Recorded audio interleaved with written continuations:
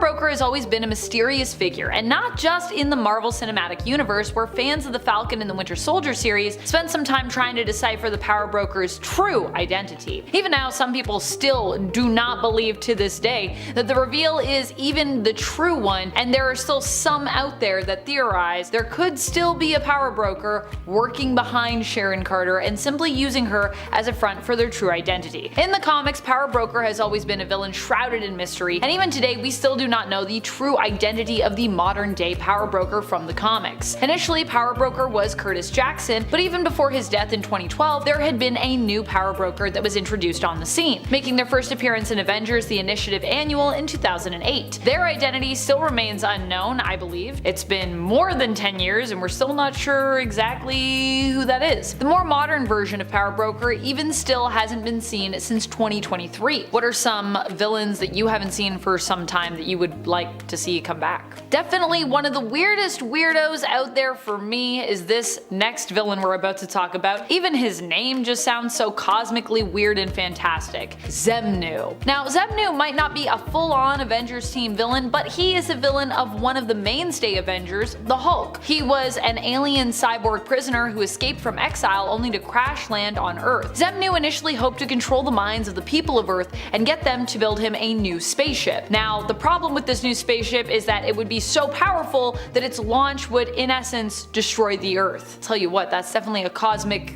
criminal right there. Xemnu is a psionic being who can hypnotize his victims and control their minds. He can also use hosts to heal himself, in essence transforming their body into his until there is simply nothing resembling them or their mind left. Even stranger, Xemnu was technically the first character to be known as the Hulk before the creation of the Bruce Banner turned Green Giant version of that character. While Xemnu was recently brought back during the often praised Immortal Hulk run, since he was dealt with there, he has only made a few more appearances. And mysteriously too, since during Immortal Hulk I believe he was permanently defeated there. We haven't seen Xemnu since his brief appearance though in the Infinity comic X-Men Unlimited, which can exclusively be read digitally on the Marvel Unlimited app. Xemnu anyways last appeared there in 2022. Honestly, one of the deeper cuts on our list is this next one, Space Phantom, or Space Phantoms sometimes. Initially believed to be the name of the character, we would later learn through various retcons that Space Phantom was more of a title or like a label than a true individual character name. Space Phantom is known for being a sower of chaos. Initially in the comics, Space Phantom made their first appearance in Avengers issue number 2, where they attempted to invade Earth by nullifying the Avengers team, shapeshifting into various characters in order to sow discord between the Avengers. Space Phantom initially claimed to be from space and claimed they were just kind of scouting ahead to get ready for an alien invasion that was behind them. And while this at some point might have been true,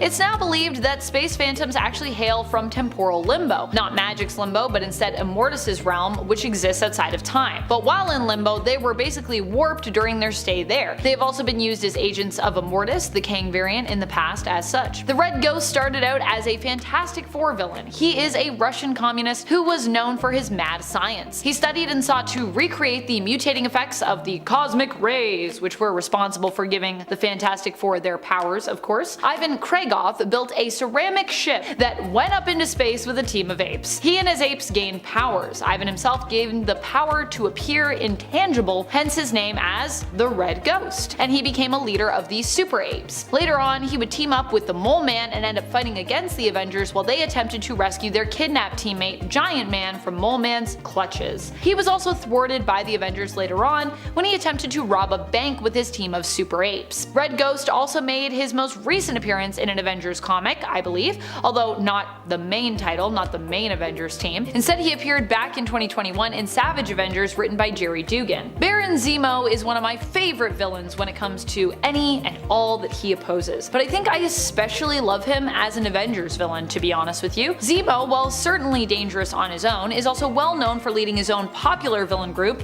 the Masters of Evil. Not only is this group formidable as rivals to the Avengers, but they also at one point attempted to defeat the Avengers by, get this, replacing them. Yeah, this was when Baron Zemo came up with the plan to basically disguise the team of villains and rebrand them as a hero group, attempting to beat the Avengers at literally their own game. Enter the Thunderbolts. The initial Thunderbolts team, that is. It wouldn't be revealed until after this team had made a name for themselves both in canon and in comics who they truly were, and it was quite the impressive twist. When it comes to Zemo's recent appearances, he hasn't really been around much lately. We haven't seen him in the comics since he was most relevant as well in the MCU in Falcon and the Winter Soldier. He last appeared in the Falcon and the Winter Soldier miniseries in the comics, which came out, like I said, around the time of the Disney Plus streaming series, so kind of in line with that. And Zemo was also of course featured in the Disney Plus series. We haven't seen him in the MCU or in the comics I believe since then really, although some folks are likely still hopeful in regards to the MCU version of Zemo that he'll be making some kind of appearance in Thunderbolts, I'm sure, but I'm still not sure if that's gonna happen. Annihilus is a weird but iconic villain. He hails from the Negative Zone and is also insectoid in his appearance. Annihilus basically has a cosmic magic wand that we know as the Cosmic Control Rod that he uses in his attempt to take over the Negative Zone. In more recent appearances, however, Annihilus chose to wear this rod as a sort of protective accessory, using it to protect himself against naturally occurring dangers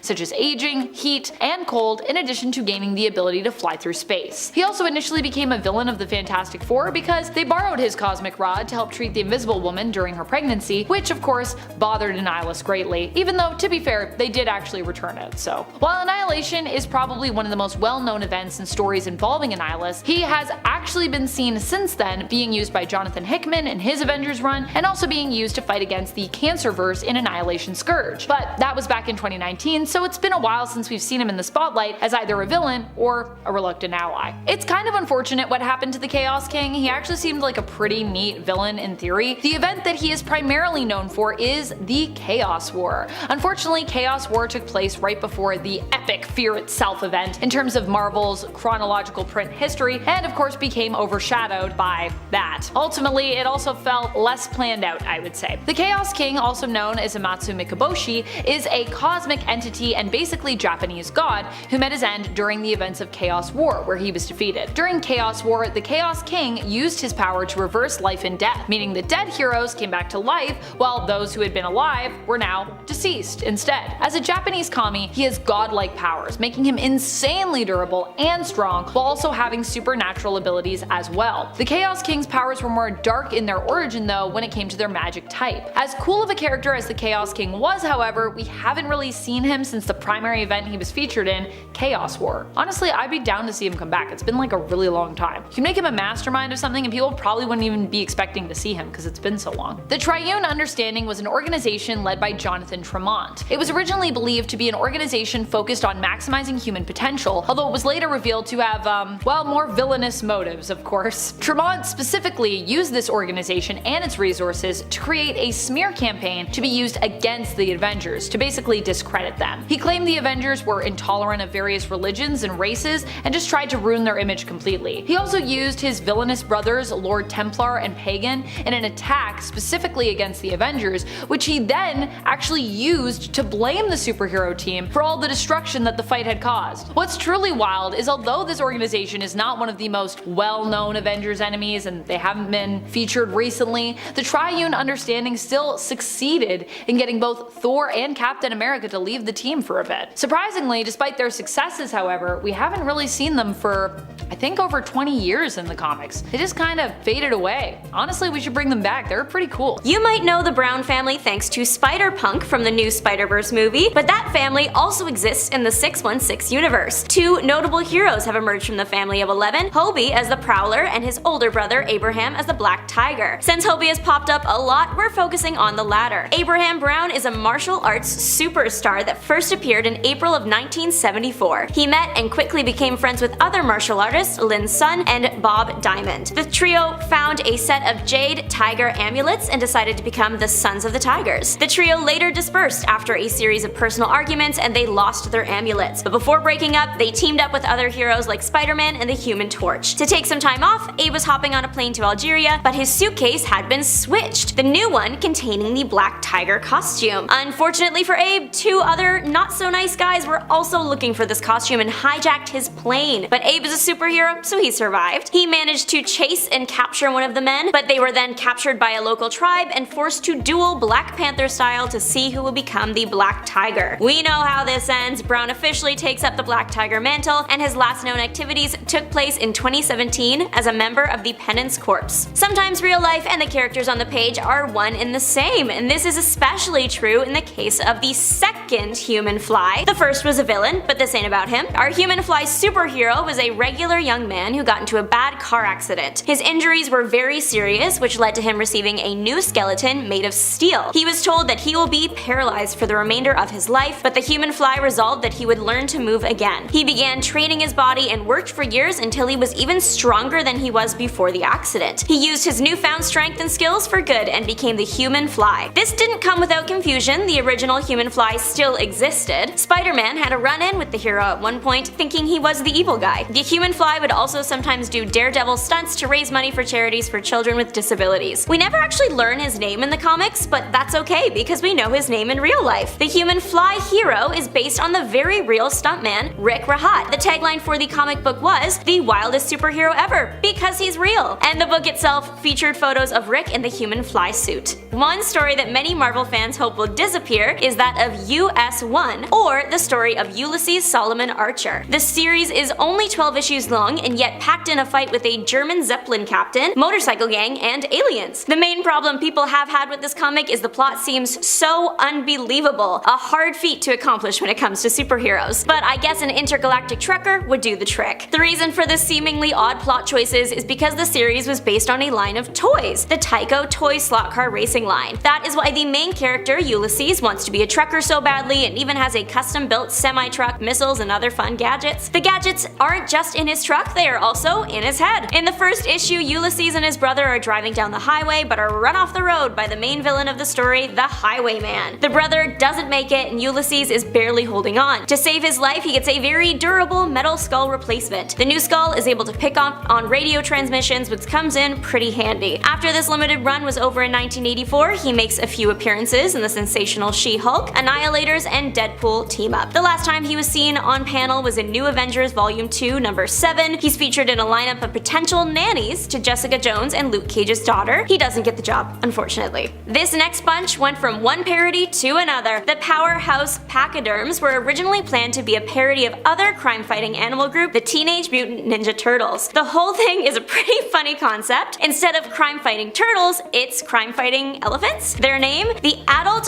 Thermonuclear Samurai Elephant. Iconic. However, not everything went to plan and there were some significant delays, and so Marvel was forced to change the name and said that they were now a parody of the X-Men. Either way, the team of 4 first appeared in Power Pachyderms issue 1 in 1989, and that's it. That's all we ever get. The issue itself is a gem. We learn that the elephants were supercharged when their train car bound for the zoo was unhooked from the train by a monkey, and they happened to jump track to one that leads to a nuclear test zone. Then there's a big explosion, and that exposes the elephants to radiation, turning them into super elephants. They rejoin the circus briefly before heading off on their own, only to come back together to fight Clarinetto, former head of the Brotherhood of Musicians. The super elephants fight and defeat Clarinetto and his band of celebrity ninja impersonators. If it sounds ridiculous, that's because it is. The last panel even tells you to not take it seriously, and the elephants haven't been seen since 1989. The Sleaze Brothers also kicked off in 1989. What was in the air that year? This 6-issue limited series was specifically designed for adults. John Carnell is responsible for creating this wacky comic. The entire thing is a spin-off from a one-off comic strip created for Doctor Who called Follow That TARDIS. This story follows a pair of brothers who grew up as orphans, but not on the Earth we know. Their Earth is far in the future and looks kind of like if you find steampunk and 80s neon aesthetics and use that to build a city. It's full of pollution and crimes and monsters and aliens and very corrupt and generally unwelcoming. So that's the vibe, and the job the brothers have picked to survive this harsh landscape is private investigator. They are good at what they do, getting the right results, even if they don't always use the most morally sound methods. The comic itself wasn't received well, and the first issue didn't sell well. The brothers were seen in the totally stonking, surprisingly educational, and utterly mind-boggling comic relief comic, and then the backup story in Image Comics' Elephant Men issue 16. And then they haven't been seen since. Today, there are no nerds and jocks. Set aside your differences because Stan Lee said so. In 2011, Marvel partnered with the NHL of all things to create superheroes for every team. The project was called the Guardian 30 Project, and for the most most part, a team's hero would be an elevated version of their mascot. The Panthers is a panther, you get it. All 30 heroes were featured in the 2011 All-Stars game, which for anyone who doesn't know, like me until last year, the All-Stars game brings together all the best players from all the hockey teams across the league. 2011's special presentation even involved a cameo from Stan Lee and a laser show. These things weren't meant to just be pictures. A CGI animated short was created to debut the hockey heroes, and there were even future plans for comics, movies, TV series. They planned for these to tap into the younger audience of hockey fans and become wildly successful, but if that were the case, they wouldn't be on this list. They flopped hard. The main issues with the supers was that many of them were just existing character designs with one or two differences, and the storyline for the characters wasn't very compelling. They were drawings come to life instead of actual heroes in their own universe. Safe to say these heroes will probably be staying out of the game and in the penalty box for the future. Project Guardians wasn't the first time Stan Lee dipped into a new audience. In the year 2000, the Backstreet Project hit the shelves, and the merch booth at the Backstreet Boys concerts. Backstreet Boy Nick Carter, a longtime comic fan, and Stan Lee, longtime comic creator, combined forces to create the band's superhero team. Carter came up with the idea and originally hoped it would become a 6-part comic series. However, when he sat down with Lee, the pair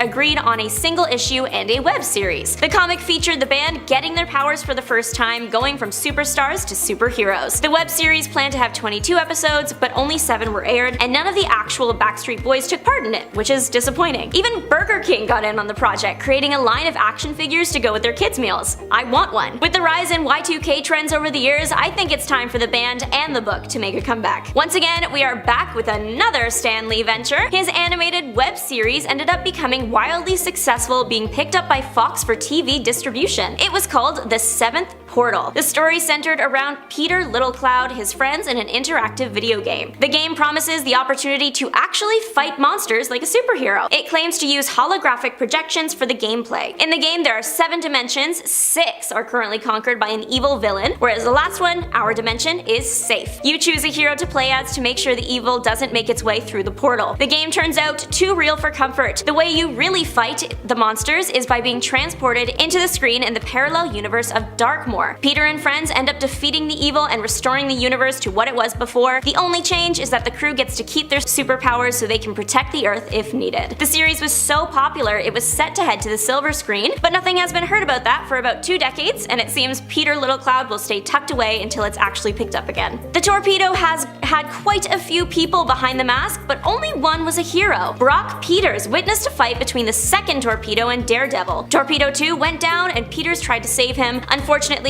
he didn't make it, but was able to get Peters to promise to take up the Torpedo mantle before passing. The new Brock Peters Torpedo was the first to use the mantle for good, frequently teaming up with Daredevil. He retired from the suit once, but real life now paled in comparison to superhero adventures, and he took it back up again to help fight Chameleon. He was around for about 9 years before a battle with the Dire Wraths took him out, so technically he disappeared because he died, which is something that rarely sticks with Marvel, but I think this time it might. At first glance, the hero Sleepwalker looks like a villain, which causes way more problems than you would expect. The MCU judges books by their cover. In reality, Sleepwalker is not just his name, but also his job. The Mindscape is a dimension that is in all sentient things, even you and me, and it has beings in it whose sole purpose is to be evil and make people go insane by invading their mind. The Sleepwalkers prevent this from happening and protect the minds of innocents. One of these Sleepwalker guardians was tricked by a longtime enemy into entering the mind of Rick Sheridan. The villain and hero fought in the dream, but when the villain escaped, our hero found that they couldn't, or at least that was the case for a little while. Pretty soon, it evolved into just remaining on Earth. Eventually, Rick learned of his Sleepwalker buddy, and the two became co-inhabitors of Rick's mind. The Sleepwalker used his time on Earth to fight the evil entities from the Mindscape that materialized. The last time we saw Sleepwalker was in 2018 in Infinity War's Sleepwalker number 4, where he was very busy destroying nightmares and saving worlds. I hope we see him return. He seems neat. Characters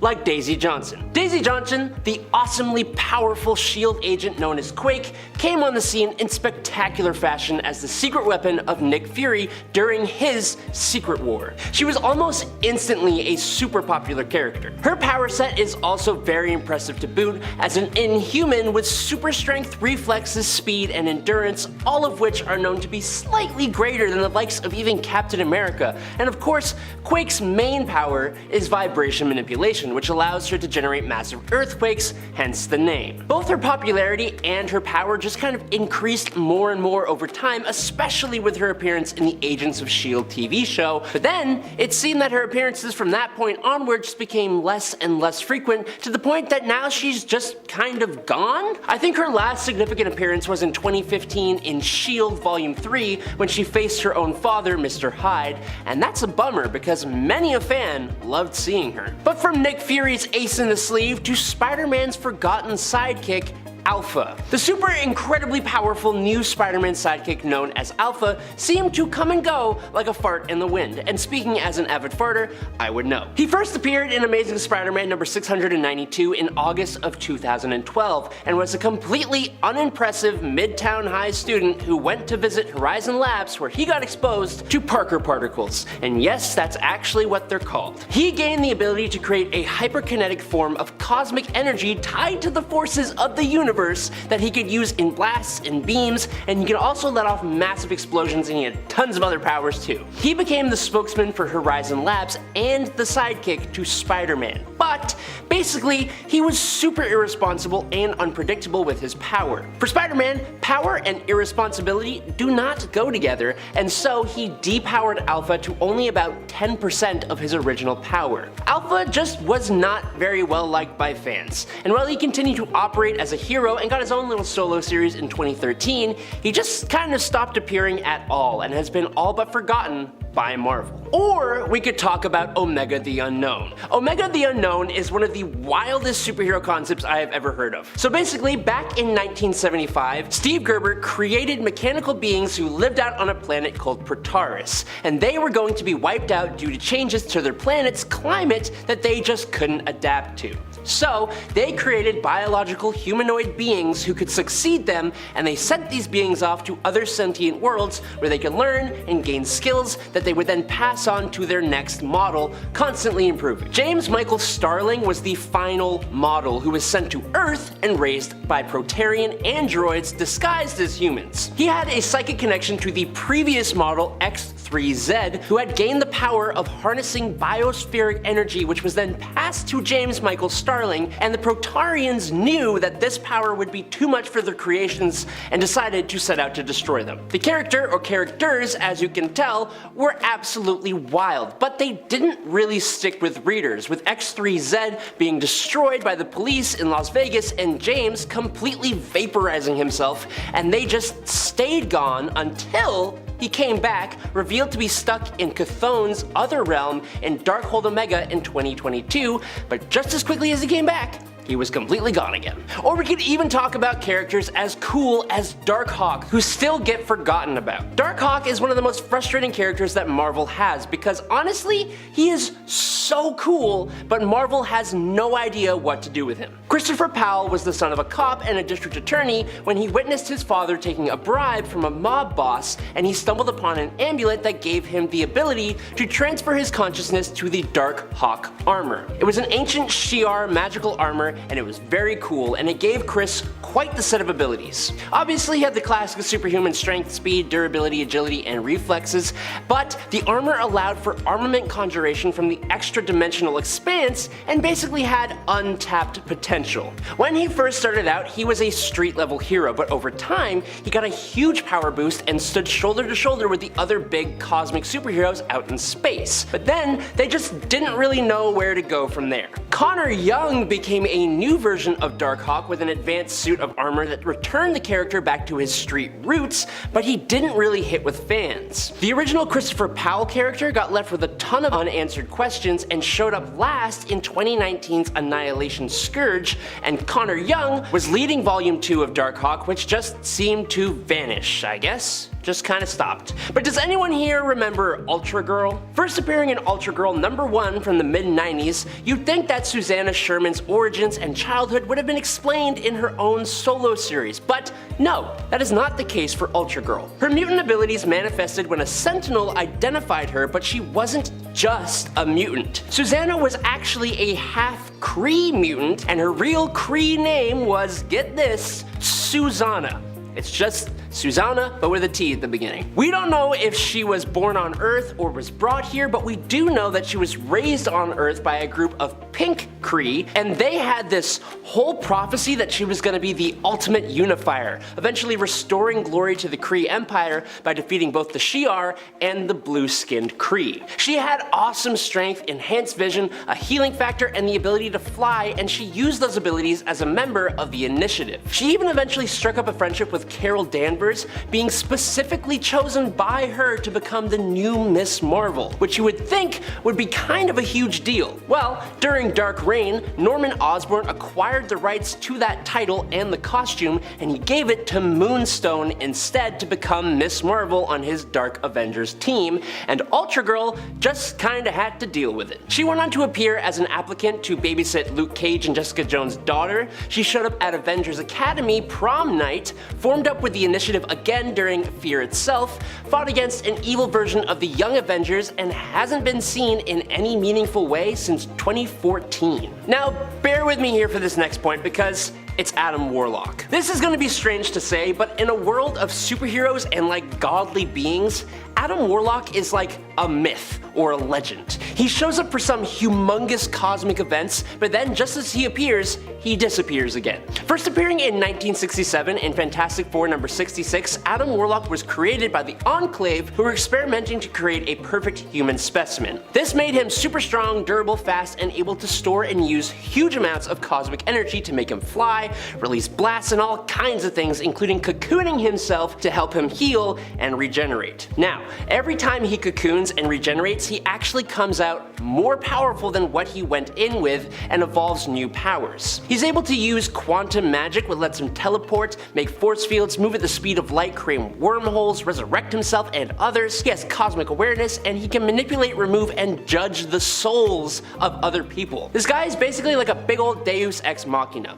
but that's the problem. He gets reborn, attunes to a new universal threat, defeats that threat, and disappears again. The last time he showed up was in 2018's Infinity Wars, which kinda sucked, and he just kinda showed up, went inside the Soul Stone, helped save the day, transported Gamora somewhere completely random in the universe, gave the Infinity Stone sentience, and then he disappeared again, yet to be seen since. But now we're gonna go way back for the Rawhide Kid. A gunslinger from the 1800s with dozens of cowboy adventures to brag about, Johnny Rawhide Kid Bart is one of Marvel Comics' oldest characters, but also one they have seemingly tried to sweep under the rug. Just for a little bit. Johnny Bart got his own adult-oriented reboot under the Max imprint, where he was reimagined into a gay gunslinger, and the portrayal of homosexuality within that comic was super criticized for being stereotypical, campy, just plain offensive. What could have been the Rawhide Kid's big push from his relative obscurity instead became a big old embarrassment that Marvel had to apologize for, and they subsequently buried the Rawhide Kid. He's had some moments working with the Avengers and the West Coast Avengers, but otherwise has pretty much been relegated to background cameos. Now, similar to the Rawhide Kid, the Masked Raider is another one of the oldest cowboy heroes in comics, debuting at a time when cowboys were the dominant trend. But because that was literally just the trend of the time, the Masked Raider was quickly lost to time, just like a lot of the other cowboy heroes, the Rawhide Kid included. They revived him in their 1000th issue in 2019, but completely reimagined the Masked Raider as a multiversal legacy, meaning the title was to be passed on to different people. Now, this huge change to the Masked Raider's backstory and purpose got people pretty excited for what was to come. Marvel even had the Masked Raider's new inheritor teased through cameos and guest appearances appearances with the character in possession of the Eternity Mask, and then just as he was revealed to be some guy named Dr. Carlo Zoda, Marvel buried the whole thing in a really hard to follow time loop in Defenders Volume 6 at the start of 2022, and we haven't really seen him since. But how about a character that hangs out with the X-Men? Hepzibah. An alien from the Mephistoid species, Hepzibah escaped her planet after she was condemned to become food at a Shi'ar Imperial banquet. Together with her fellow prisoners, she formed the Starjammers, a team of intergalactic travelers with different abilities, and she also became the love interest of Corsair, who was the father of Cyclops, Havoc, and Vulcan, the Summers brothers. After Vulcan wiped out Corsair and Hepzibah ended up stranded on Earth, she basically joined up with the X-Men despite not actually being a mutant. She donned an X-Men suit and accompanied them on missions, specifically creating a bond with Warpath. She fought against the Hulk in World War Hulk without doing diddly squat to the guy. She joined up with X-Force, moved to Utopia with the mutants, almost got deported from Earth by sword, and then in All New X-Men Volume 1 number 23 from 2014, she managed to return to space with the Starjammers and a returned Corsair,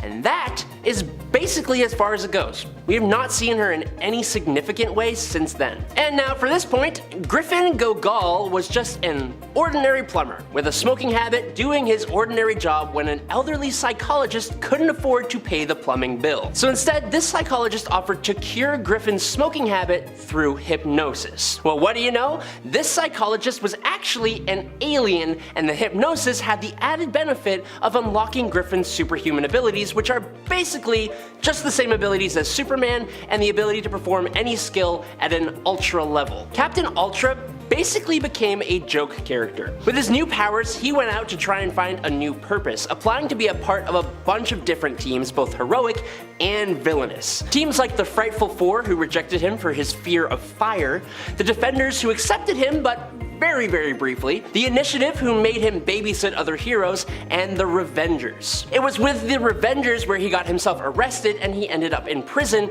and he moved around to different prisons but hasn't really been seen again since 2016, as far as I can tell. I think the fact that he just never became that popular can be for a handful of reasons. For starts, his absolutely horrible painter's palette of a costume, but then there's his incredibly generic name, and the fact that his powers are just Superman but not as strong, and there are a whole handful of characters with the same kind of thing, but even stronger. Spidey Super Stories are full of villains we never see again. It was a series created in partnership with the children's educational show The Electric Company. The villains can be equally as scary as the ones in the comics, but sometimes they're also a little bit goofy. One goofy guy is the Wall. He is a brick wall. Literally. His backstory is tragic. He was a teen with an after-school construction job. A pile of bricks fell on him and he fused with his body, making him a wall. I feel for him. I've said it before, I'll say it again. One of my top irrational fears is that I will be confused with an object if our atoms line up.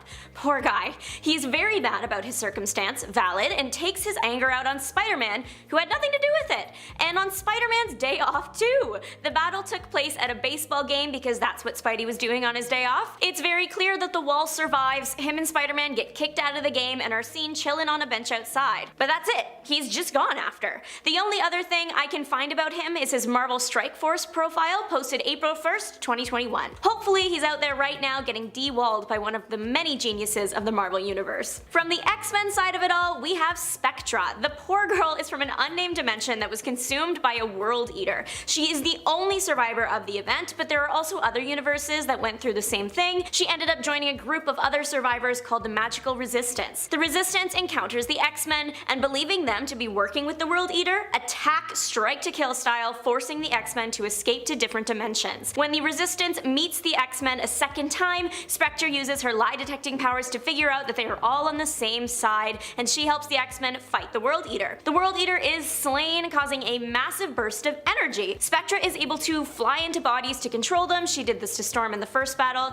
and it implies that she's kind of like a ghost. There is a very real possibility that the energy explosion vortex thing didn't hurt her, and she's just left because the World Eater was taken care of. She hasn't been seen since 2017's Extraordinary X-Men issue 16, but I think she deserves to make a comeback as a hero. She did have some character development and ended up as an ally to the X-Men. Flying Tiger has been around since 1981, debuted in Spider-Woman 40, and then disappeared in Amazing Spider-Man 18 in 2018. Flying Tiger was a former American football player when his professional career failed. He turned his skills to villainhood. He became a talented assassin with a 100% success rate. Until Spider-Woman, of course. Since his debut, he has battled Iron Man, the Fantastic Four, and of course the last hero to see him alive, Spider-Man. The thing is, we don't have a confirmation that he died. In Amazing Spider-Man 18, Spider-Man, along with most villains he's fought in his career, are being chased by robot Kraven the Hunters. Taskmaster and Black Ant created robots modeled after Kraven so they could host the Great Hunt,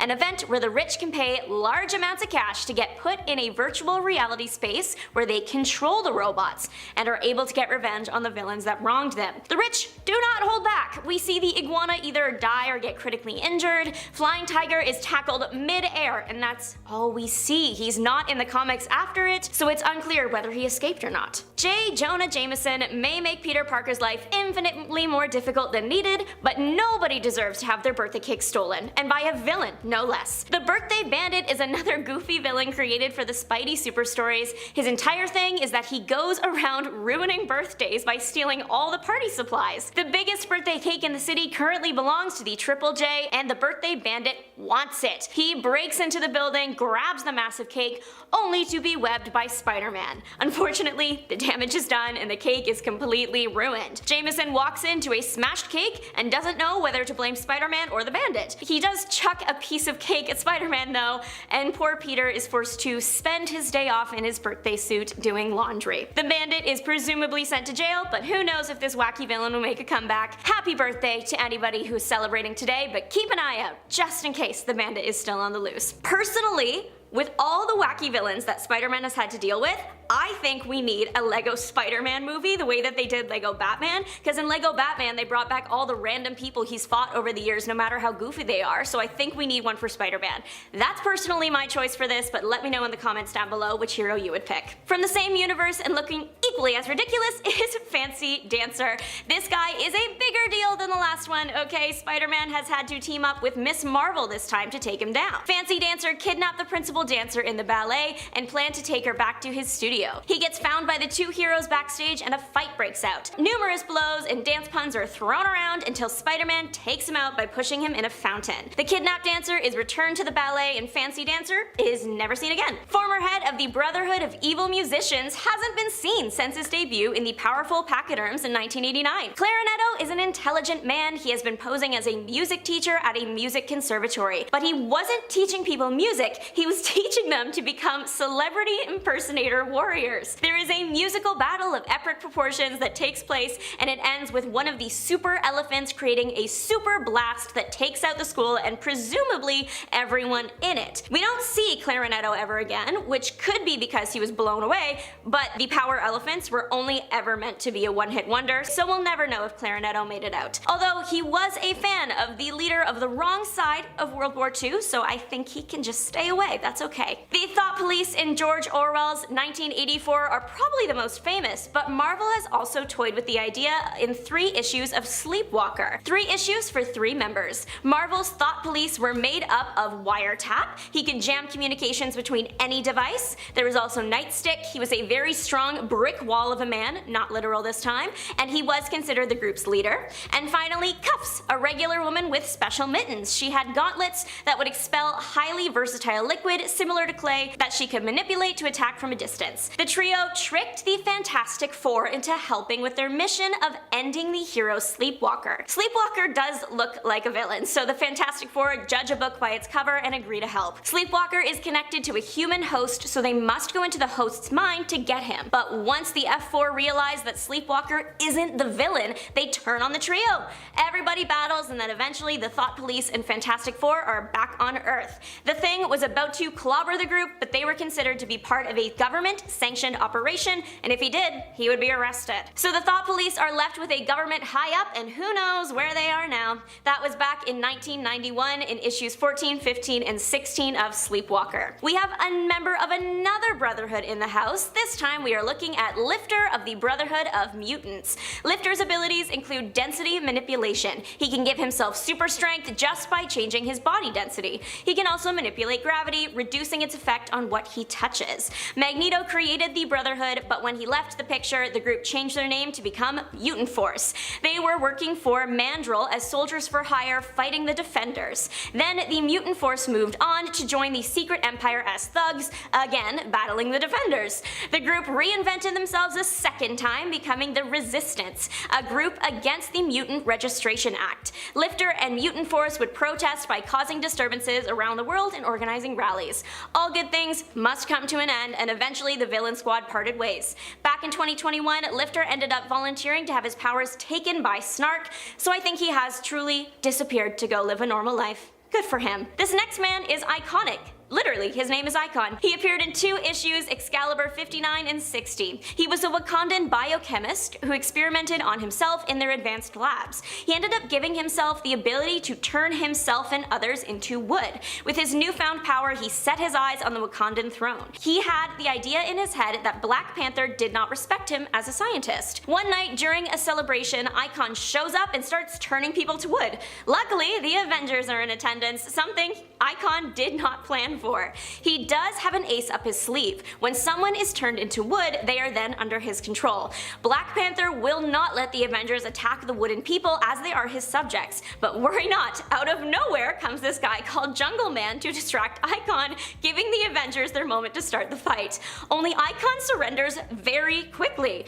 See, his whole plan rested on taking the throne quickly through fear, because the turning to wood thing only lasts an hour. The change back makes him pass out and he's carried away by Black Panther. That's all, folks. He was an old man, so maybe natural causes took him out, but he is literally never seen again. Cold Heart? A villain with a point. Sadly, she hasn't been seen since Avengers Standoff. Cold Heart has had a tragic life. Her son was caught in the crossfire of a hero and villain's battle and sadly passed away. From that day on, the heartbroken mother has hated heroes because she believes they never get a proper punishment for when they level a city during a fight and innocent lives are lost.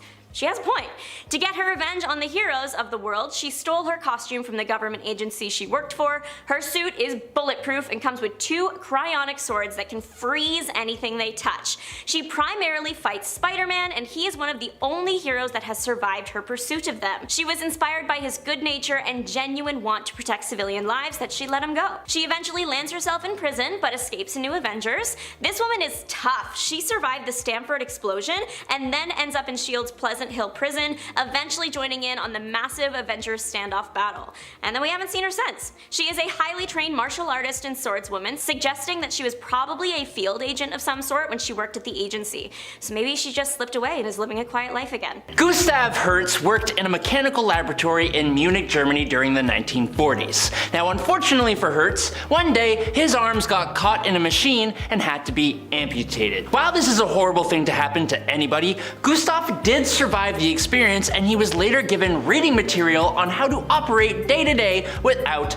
arms, instead using his mouth and feet to complete daily tasks. Turns out that he was really good at this. Hertz developed ridiculous skill in using his teeth and feet. He even took things a couple steps further. He sharpened his teeth into fangs so that he could bite people, and he even developed above average levels of strength and dexterity in his jaw, legs, and toes, allowing him to bend steel with his mouth, kick really hard, and throw daggers with his toes. He ended up proving how capable he was as a World War II enemy of the hero Angel and Wakanda, where he was completely destroyed by that era's Black Panther. What was really surprising was when he reappeared in Incredible Hercules number 129 to 131 in 2009. He was among a group of individuals that were the Greek god Pluto's jury of the undead, and they together put Zeus on trial and subdued Hercules himself. Past that though, Armless Tiger Man has appeared one more time in Ziggy Pig's Silly Seal Comics Volume 2, Number 1 in 2019, and let's be honest, no one really read that. Now, Hulk villains are always a fun thing to talk about because they are either super smart or incredibly powerful, both of which make for a fun read. The character Ravage is one villain that is both of those things wrapped into one, which makes it all the more puzzling that he has completely disappeared. Dr. Jeffrey Crawford was a former mentor of Bruce Banner,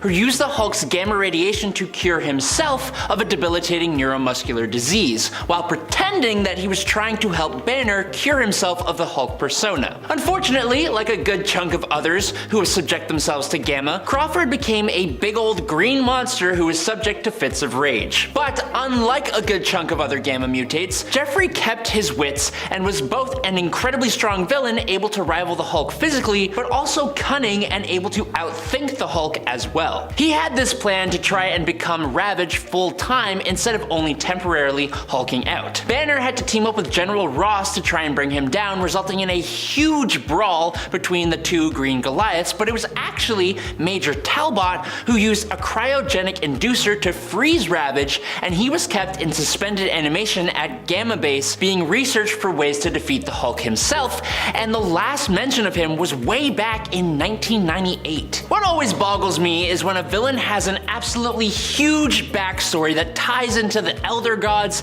and the greater Marvel godly planes, but then they just never show up. For example, Echidna, or Echidna, however you want to pronounce it. Echidna or Echidna was an Elder Spawn, the granddaughter of the Elder God known as Set, who is a big deal in Marvel Comics. Set was the first Elder God to realize that he could steal the power of his other Elder Gods by consuming them, which kicked off a whole massive war between the Elder Gods, turning most of them into demons. So his granddaughter is not someone to mess with. Echidna is the mother of all monsters. She made Angerboda, Cerberus, Chimera, the Lernean Hydra, the Nemean Lion, and the Sphinx, just to name a few. Despite that though, in the modern day, she has been a part of some just straight up sucky teams. In 2013, she became a part of the second Doom Maidens team under Caroline LeFay, who were eventually able to resurrect Morgana Le Fay. And in 2018, she became a part of Namor the Submariner's Defenders of the Deep when he decided that land dwellers weren't allowed in the ocean,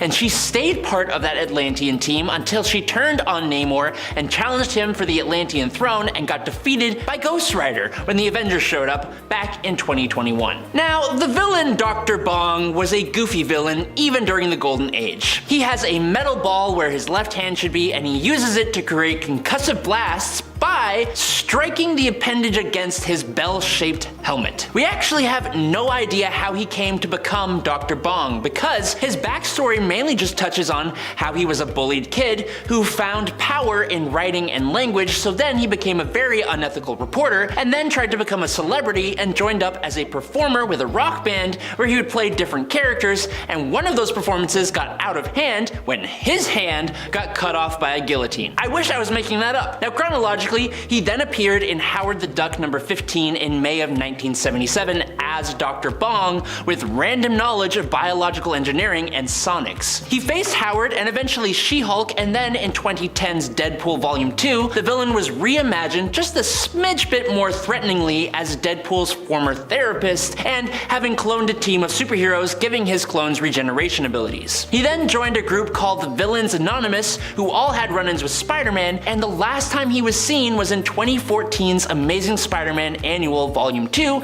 Number 1. Now this next one may be one of the more revolting villains out there, and it only gets worse when you learn that Douglas Carmody, the Bogeyman or Boogeyman, was a villain to the Power Pack, a group of kids. Carmody was in charge of the Carmody Research Labs, where Dr. James Power was working to perfect his antimatter power generator. When the Power Pack gained their abilities from the destruction of the generator, Carmody lost his job and essentially blamed the Power Pack for it all. Classic villain backstory. He then went on to hunt the Power Pack, considering them mutants even though they weren't. He stole a battlesuit from Project Pegasus, and using this suit to try and wipe out the Power Pack, he ended up coming into battle with Asgard's Warriors 3 and the New Mutants. Now in Power Pack number 40, a demon named Nastir, I think is how you pronounce it, invaded New York City, and he turned several people, including Bogeyman or Boogeyman, into demons. And for Carmody, he basically embraced it completely, permanently staying as a demon while the others returned to normal. He tried to wipe out the power pack again with his new abilities, but then he saw himself in a reflection and went tumbling off a building. That was back in 1988. He appeared one more time in 1993's Cage Volume 1, number 19, facing Luke Cage, where he apparently passed away. But this isn't confirmed, and so he is basically considered missing, which isn't at all a pleasant thought. Now, similar to how the High Evolutionary created the new men, he also created the Man Beast from a red wolf that he genetically modified. However, unlike the new men, Man Beast was created using a new isotope which granted him a heightened physicality and enhanced mental capabilities, also granting him a greater level of ambition. He terrorized Counter-Earth, or more accurately, he led a revolt against the High Evolutionary, which, I mean, that isn't really so bad. That guy sucks. But he was eventually stopped by Thor before he could do real damage. He tried this 2 more times actually, being defeated by Wolverine and Kitty Pryde the first time, and then on Counter-Earth, he was stopped by Adam Warlock, who slightly devolved Man Beast, which is kind of terrifying to think about. He would then return again on Earth as the Hate Monger, having seemingly re-evolved back into his normal self, but then he was defeated by Spider-Man and he was thought to be actually killed, but nope, he actually tried to stop the High Evolutionary again, infiltrating his Knights of Wonder-Gore in the late 90s. Unfortunately for the Man Beast, the High Evolutionary and Quicksilver devolved him back into a wolf, but he's returned from that before, so who knows? Next up is the villain known as Belladonna. Belladonna was actually a Spider-Man villain, but it's more accurate to call her a villain to another Spidey villain, Roderick Kingsley, aka Hobgoblin. But before that ever happened, Belladonna was Narda Ravana, a European fashion designer. The problem was that Kingsley was another famous fashion designer, only one that stole from other designers. Kingsley allegedly stole Ravana's designs and marketed them in the United States, stealing her success, and for that, I guess he had to pay. Swearing vengeance, Narda assumed the guise of Belladonna and put together a small group of henchmen. She used toxic gas as her main tool, creating gas that could dissolve Spider-Man's webs, taking people's lives and having her henchmen dress as the Prowler to distract Spider-Man, all for the end goal of wiping out Kingsley from the face of the earth. The most ironic part of this whole situation though is that Belladonna just didn't have the popularity needed to be a lasting villain, getting arrested in 1980, while Kingsley, he became the Hobgoblin, and he's been causing problems all the way up until 2020 and is bound to come back at some point. Okay, so next up is a group of obscure villains made for the express purpose of facing another obscure group of heroes. Heavy Metal was a team made up of a group of cybernetically enhanced, super intelligent animals with weaponized exoskeletons. Can't get much more comic booky than that. Their team members included Armory, an octopus because arms, get it? Tail Gunner, a vulture, Bloodbath, a shark, Ramrod, a rhino, and they were led by Uproar, a blue-faced gorilla. Now this team was created by Adam Frost of Multicorp as a prototype, privately owned attack force set to oppose the team known as Brute Force, which is also a team of cybernetically enhanced super intelligent animals with weaponized exoskeletons. Also created by Multicorp, but they were created by Dr. Randall Pierce, and these guys were good. Except the problem is both of these teams were really just a part of Weapons Plus, the ones who created Captain America and eventually Wolverine, and they are not exactly the best people around. Heavy Metal was around for 4 issues of the Brute Force comic in 1990, and they have never been seen since. Remember back when I talked about Echidna or Echidna, and we talked about the Defenders of the Deep? Well, this team was basically filled with water-based villains that had nothing better to do, and one of them was a guy called Tiger Shark. So get this, Todd Arliss was a swimmer who took part in the Olympic Games. Cool. He ended up damaging his spinal cord when he rescued a drowning man. Dang. He was so desperate to regain his swimming ability that he then willingly participated in an experiment by the scientist Dr. Lemuel Dorcas. Interesting. The doctor blended Arliss's DNA with that of Namor the Submariner and a tiger shark, because of course he did. This experiment was totally successful, only it completely changed Arliss both physically and mentally. Now he had razor sharp teeth and gills and had become savage and incredibly aggressive. He became a supervillain and named himself Tiger Shark, becoming becoming an adversary for Namor the Submariner. Now, funnily enough though, after years and years of battling against Namor and the superhero community, he joined the Defenders of the Deep, and now he hasn't been seen since 2019 when they attacked an oil drilling platform in Alaska. And last up for today is Bram Velsing. For starters, he has an incredibly strange name that is very obviously a reference to Bram Stoker and his character Van Helsing. So, Bram Velsing, also known as Dread Knight, is better known as an enemy to Tony Stark in the Ultimate Universe. Unfortunately, in the 1610 universe, he just becomes another Iron Man villain that creates another Iron Man-like armor. But in Earth 616, Bram Velsing was actually a Latverian scientist who didn't like Dr. Doom's schemes and was punished by having a mask fused to his face. He became kind of like a villain, but also a servant to Dr. Doom in a way, allying himself with Victoria Frankenstein and the creations of Victor Frankenstein, which would make you think that he was actually a hero, but he was never played that way. He eventually moved on from being just a Dr. Doom villain and has gone on to fight Iron Man on a few occasions, as well as the Black Knight and Spider-Man. He was this really cool looking armored up man with an even cooler mask, wielding a super cool lance, riding a black winged horse. It was dope, but curiously, while he's never actually been sent to the afterlife, his last appearance was serving Dr. Doom in Iron Man Legacy Volume 1 Number 3 back in 2010,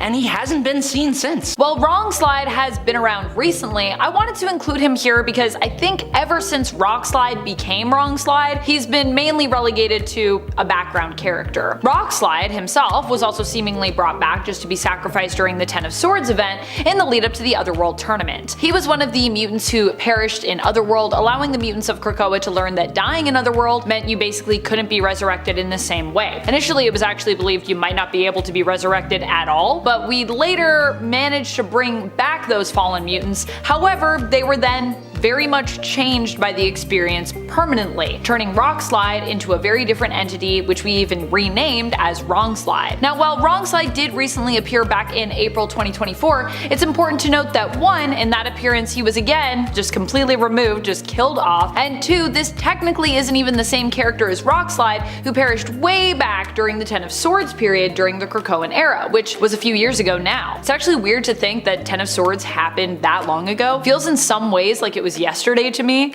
I don't know, time is weird like that. Are there any events that you feel like just happened, but they definitely did not?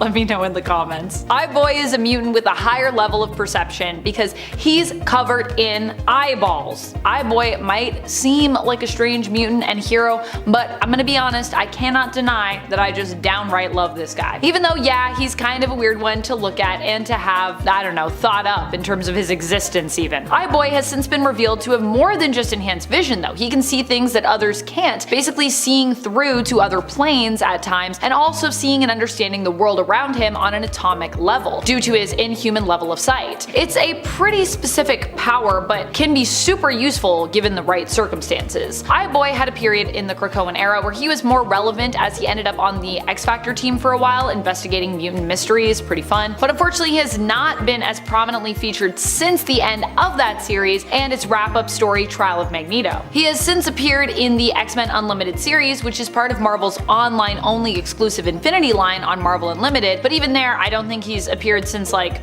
early last year, so it's still been quite a minute. Even with her ability actually being super cool and super useful, it's still a super gross one to be honest. That's right, we're talking about Husk. And it's no surprise that we forgot who Husk was for a bit, only to remember her again briefly during the Krakoan era, before almost immediately having her disappear just as quickly after she reappeared, it feels like. Husk is a mutant and member of the X-Men who is able to shed her skin to reveal a new composite layer underneath. For example, she sheds a layer of skin and underneath she could be fiery. Mostly this just sounds pretty heckin' awesome. She can kinda do it with like any materials as well. However, there have been times when Husk has been mentally unstable, resulting in her having less control over her abilities, and shedding your skin involuntarily, I'm gonna be real with you, that would be super disturbing. Not just the idea of it, but also when Husk sheds her skin involuntarily, it gets like all patchy and freaky looking, so I'm not surprised that she just kind of comes into the spotlight and then fades away. A member of the version of X-Force which would evolve into X-Statix, Anarchist joined the group as a replacement member after the death of Sluk. His powers include being able to produce electrochemical energy, which can be used to create powerful blast. How does he produce this energy? Why, through his acid sweat, of course. But that's right, when it comes to Anarchist, that is how he does it. Although the byproduct of his weird abilities are pretty awesome, the ability itself, sweating acid,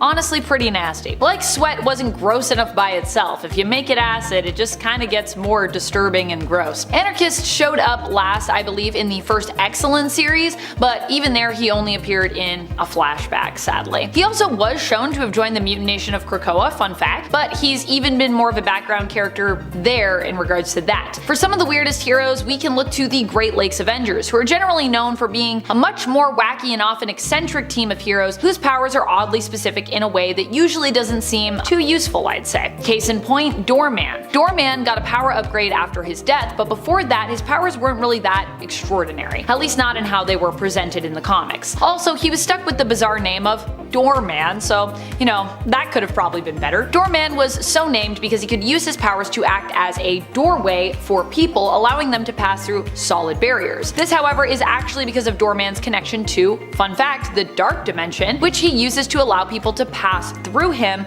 effectively teleporting them through barriers via the Dark Force. His attachment to the Dark Force also gives him a slew of other useful abilities at this point, similar to Magic or Kitty Pryde, you might say, although, you know, neither of them are necessarily attached to the Dark Dimension, they have their own things, but I digress. And fun fact, while Doorman is not known for being an X-Men and instead is known for his affiliation rather with the GLA or the GLI primarily, he also just so happens to be a mutant, which is why I've included him here. So in that way he is somewhat connected to the team while still being very much removed from it. But hey, he's still a mutant, so I'm gonna count him. Bailey Hoskins is known for being the worst X-Man ever, probably because his powers are pretty lackluster sounding, to be real with you, but managed to pack a pretty big bang when they do get used. Bailey's powers involve self-detonation, but the only thing is that activating his powers will actually also, unfortunately, result in his death, meaning he can only use them once, and doing so will, yes, kill him. However, he does end up doing this, and in doing so actually saves the entire world, or at least a world. His good friend and teammate Miranda has reality warping powers that are extremely powerful, propelling her into her own classification of mutant even, beyond Omega. But even then, Miranda can't seem to interfere in this world. It seems that she needs some help from Bailey, and in sacrificing himself he not only saves the world, but also seemingly helps Miranda to fix it and set it right again. Bailey is definitely a mutant who was introduced only to disappear right after his story concluded, because he was kind of just created just for that story, but this is also because his story is believed to be set in a totally different universe. His story is an interesting one, and the idea of his character is honestly just fascinating to me, and I'd love to see it in the main continuity. A mutant who is with the X-Men but whose power basically is a one-time use, making him appear pretty much normal despite being a mutant, and also making him mostly useless as a mutant superhero, at least, you know, for most of his life. While a student at the Xavier Institute, I don't believe Slick ever made the main X-Men team, nor has he been featured on any spin-off mutant team either, I believe, but still, Xavier Institute, so we're counting him. Slick's powers were charisma based. He basically exuded charisma and made himself likable. He could also cast illusions, as we'd later learn when he and Quentin Quire's Kid Omega butted heads. The two didn't get along, and at one point Quire used his powers to just dispel the illusions that Slick was constantly casting. Honestly, a pretty rude move, but that's what happened. These illusions made him appear as a handsome young man, but this was not actually his true appearance, it turned out. He also had a physical mutation as a mutant and appeared as a small,